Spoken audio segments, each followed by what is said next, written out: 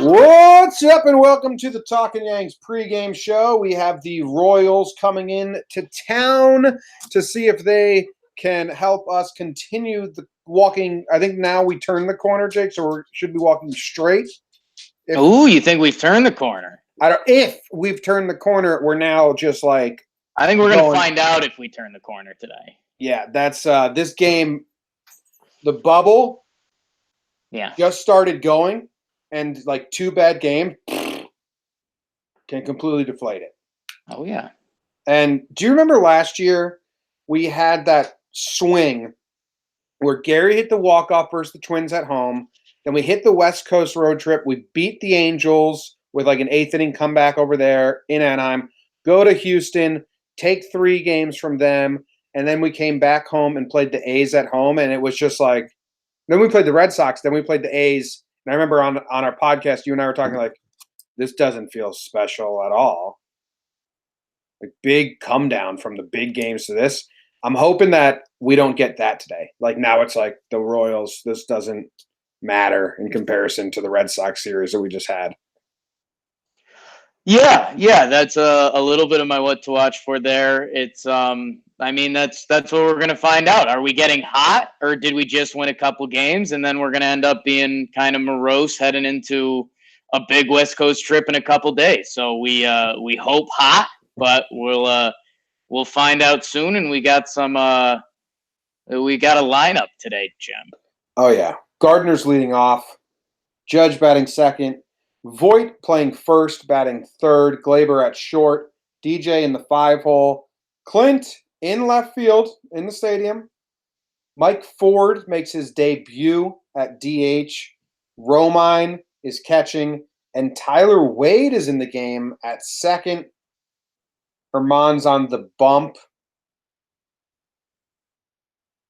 What do you think? Herman's a strikeout pitcher, so less contact. So maybe you can sneak Clint in left field for this day. Yeah, we're going to find out, man. And the Royals do have some lighter hitting guys in your lineup. So that combination, Herman, and I mean, I think I said this in the podcast yesterday. It's tough. It's going to be tough for Clint Frazier to just be a DH the rest of this season. We're going to have so many moving parts. If one of the bigger guys were ever to get nicked up, like Giancarlo, when he had to play DH last year because he hurt his hamstring, like those guys are going to get the honor. So on a day like today, when you have Herman strikeout stuff and the quote-unquote lighter-hitting Royals, yeah, I mean, try to use it as a chance for him to earn his way back as a defensive player anywhere in the field. So we'll see what he's got in Waiter. Yeah, I mean it's either been him or Urshela lately. Homer Bailey's on the mound for the Royals. He doesn't throw the gas mask anymore like he used to. So they're going to give Waiter a shot against them. Yeah. Listen, I hated the lineup game 1 versus the Red Sox, and they put up an 8 spot versus Sale. So I think these 2 games have given me pause on complaining about, wow, we have Wade, Romine, and Ford on the back end. If they lost to the Red Sox, I'd be livid. I think, one of our podcasts was like, I'm just so sick of rooting for this lineup. Well, they shut me up. They won 2 games. So now I just got to let it play and see how it is. I got optimistic hat on. Let's see what Ford does. Let's see what Clint can do in left. Let's see if Wade can make contact.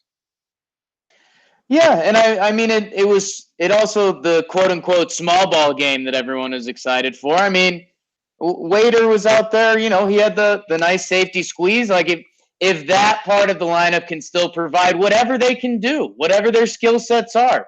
Waiter's got the speed thing going on. If he can get on base once and and mess around up there and screw up the Royals, that's worth it. Mike Ford, welcome to the show. Let's see what you can do, buddy.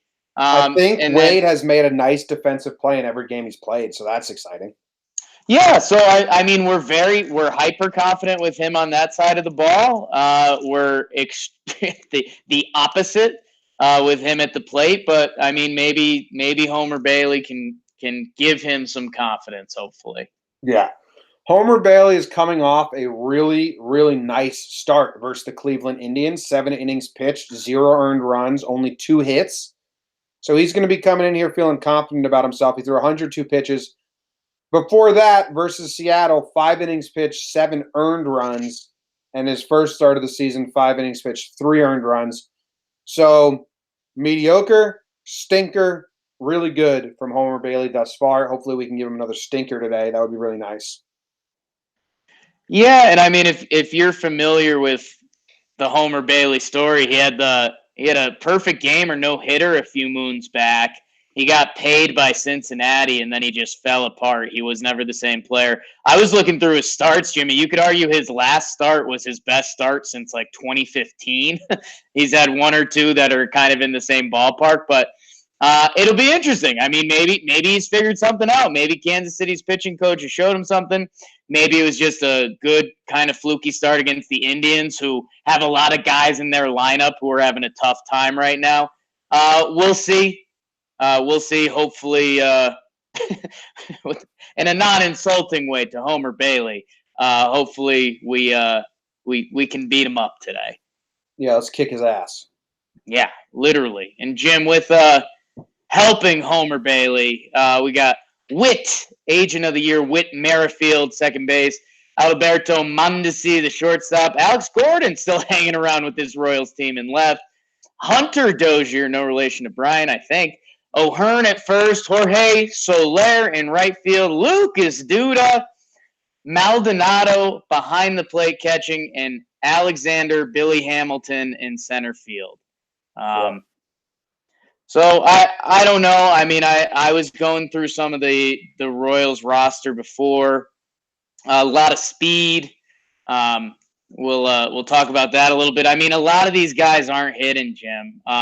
They're currently 9th in batting average. But I mean, Soler 221, Maldonado 174, O'Hearn 163, Billy Hamilton 213. There's outs to be had in this lineup. If Domingo's got his good stuff, he can have a special day. But at the same time, this can be a pesky team that can make someone like Domingo work and get that pitch count up. So we'll see. You got to look out for the 3-4, Alex Gordon and Hunter Dozier. Those guys in their last 7 games are hitting really well. Hunter Dozier is 13 for his last 26, Jake. Batting 500 in his last 7 games. And that's an impressive 500, 13 for 26. That's not like, 7 for 14 or 5 for 10. 13 for 26 is pretty cool. And Alex Gordon's 11 for his last 30. He's hitting 367 with a 1.040 OPS. Dozier has a 1.504 OPS. Dozier has 3 home runs in his last 7 games. 3 home runs. So if guys are going to beat us, it's going to be those 2 guys, you would think. If Dozier's going to pop a home run, make sure that Gordon's not on second when it happens. All right, that's fair. Watch out for the 3-4. Yeah, watch out for the 3-4. Domingo Germán's been great this far. He's got 2 starts on his side, 5 innings pitched, 1 earned runs, only 79 pitches versus the Detroit, and then 6 innings pitched, 2 earned runs, 90 pitches versus Baltimore. The last time we saw him was in relief, piggyback to the CC start, 2 innings pitched, 4 strikeouts. You pointed out he's tightened up his windup. He looks much more in control. Hopefully we see more of the same. Yeah, and Jim, he's got a chance today to get off to a real special start. If he can put a good performance up there, he's already 3-0. A good start today, Domingo Germán could be 4-0 through April 18th. So I mean, 2 days ago we were scratching and clawing looking for bright spots on this Yankee team. Domingo Germán, with a good one today, is on track for an incredible April. Yeah. All right. What are you specifically honing in on, Jake? What are you looking for? What are you watching today? Well, my what to watch for, and I'd say a quarter of it, and you touched upon it at the start, is the hangover. We just beat the Red Sox. We swept them. 2 games, but swept them. Needed it. Needed to get some momentum going this season. They open up Club 161 last night. They have some fun with that. The fun stuff is fun as long as you keep winning. Keep winning, and we'll open up Club 161 whenever you want. If you win 2 games against the Red Sox and then you come out and you throw a dud against the Royals, becomes a lot less fun. Jimmy, within the game, what I'm actually watching, which I think might be the overlay of this series, Kansas City wants to run on you. Merrifield, Mondesi, Hamilton, they want to steal second and third, essentially every time they're on base. And with Romine behind the plate, and Herman's still not the quickest to the dish. If those guys are getting on base, you can make this a long day for the Yankees really quick. Classic speed slows down the game. It also could get in Domingo's head a little bit. So I'm going to be watching out, especially for those speedy guys. If we could keep them off the base path, that's huge for Romine. That's huge for Herman. That's huge for keeping the game going. And I think that's going to be a little what to watch for throughout this series. Yeah. I like that. I mean, clean games. Let's keep the clean games and not let anyone else force us to be sloppy because it's not that hard to do on the base paths, like you said. What's your what to watch for, Jimmer? Mike Ford. It's his debut. This guy's story is really cool. Jake and I were talking about it a little bit beforehand, just natural conversation. He was an undrafted player, undrafted free agent in the MLB. And if you're unaware, how many people get drafted every year? Like 700? I mean, so many. It's like 50 plus rounds times 30, 5 times 3. I'm no math major. A lot. 1,500 players get drafted every year. Yeah. He was not one of them. Did not get selected. Now he's making his debut. In 2018, he was selected from the Rule 5 draft. The Yankees did not protect him. Right. Seattle took him. He didn't make Seattle's roster. He got sent back to the Yankees. And I think at times he thought, fuck, maybe this is never going to happen. But he kept grinding. He's been destroying the ball in AAA. He earned this promotion. I mean, even if Greggy B wasn't injured, I think this move may have forced their hands anyway, just because why not? He's coming up against Homer Bailey, who's a guy who struggles. He used to have a fastball. If Mike Ford's not swinging out of his shoes in his first at-bat, I'm a little upset with him. Pop one. I always think you only get one first ever at-bat. Swing for the fences. After that, whether you get it, whether you get a double, whether you strike out, then you can set your feet and okay, let's take some pitches. We saw Judge home run in his first at bat. Tyler Austin home run in his first at bat. I think Clint Frazier was his second, or I think it was early on. But yeah, give me a home run for it. Jake was saying he was thought this was interesting. You told me he was the Ivy League hitter and pitcher of the year his senior year, and not get drafted. Do you think if anyone wins hitter of the year for their conference, they should be one of the 1,500 that get drafted? Everyone's got their own story. Who knows? I mean, maybe he didn't profile well. Maybe there was something else that the scouts looked at and they just passed on. Maybe because he went to Princeton, maybe people thought he had other interests besides baseball and he wasn't going to go the baseball route. I don't know. I'm not that in depth on it, but the minor league stats are pretty solid, man. He's a career 271, 372 OBP guy in the minors. He's got in 500 plus games, he's got 71 homers. He's got a couple nice seasons. He's got 120 homer season. So I think he profiles somewhat as a stereotypical lefty first baseman. He's got a little pop. It looks like he's trying to maybe take more pitches than he would. It'll be interesting to see if he has a similar approach to Greg Bird that could get him on people's shit list pretty quick. But I think people are just excited to kind of see a different name in there. And man, it's special being a Yankee, and it's special if you could put a couple weeks together. This city will love you pretty quickly. So, All right, move on to the Homer draft. ooh, I won last series, so I'm now up 4-2, fortitude, and 7-4 on the season. Jake, you get first pick tonight, and this is a 4-game set. So if no one is not familiar with rules, we can only pick the one player once over the course of the series, and we can't have the same player on the same day. So we got to be strategic here. It's a 4-game set. We got Homer Bailey on the mound. Who's your first pick? 4-game set. My first pick, James. I am going to go with Brett Gardner. I think he's riding hot. He's tied for second on the team in homers right now, if you didn't know. He had the huge homer last night. He's been playing with a chip on his shoulder. And you know what? I mean, maybe it's a little bit of a carryover and looking at the 4-game set. But if he's going to get 3 at-bats against Homer Bailey, why not short porch another one? So I'm going Gardy. Okay.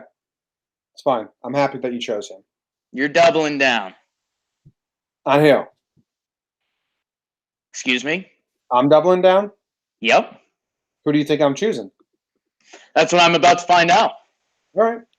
I am taking Glaber. Right. Tough series, only 1 hit the last 2 games. It's a homer. It won you the homer draft. It won me the homer draft, so I'm taking him again. I think Okay. he'll come out, and I'm taking Ford. I don't know if he's going to play all 4 games. Wow. I told you I want him swinging out of his shoes. If he gets one, I want to reap the benefits. So I'm taking Glaber and Ford. And who's your last pick?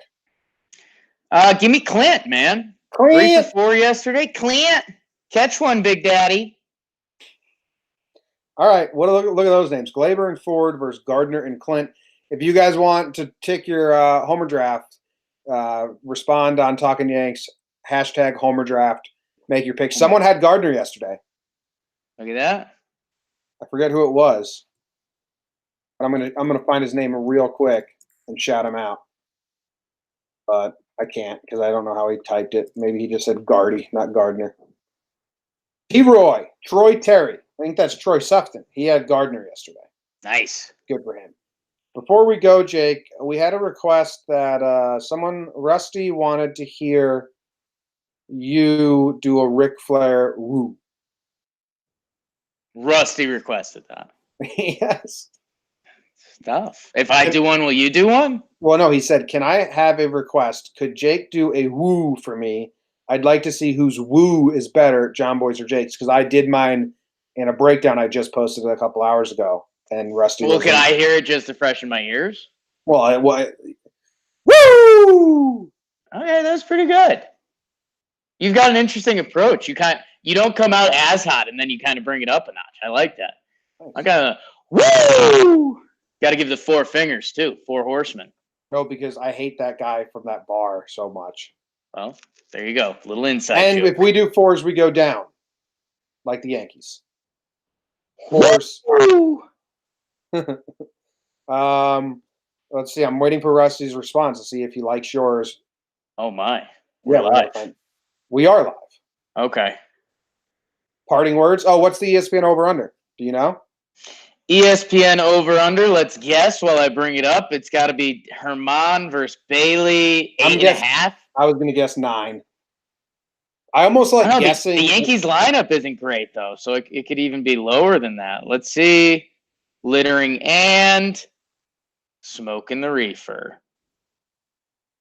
I don't see it. I might have scrolled past it. It's 9. Nice. I'm going to go under. Yeah, let's go under.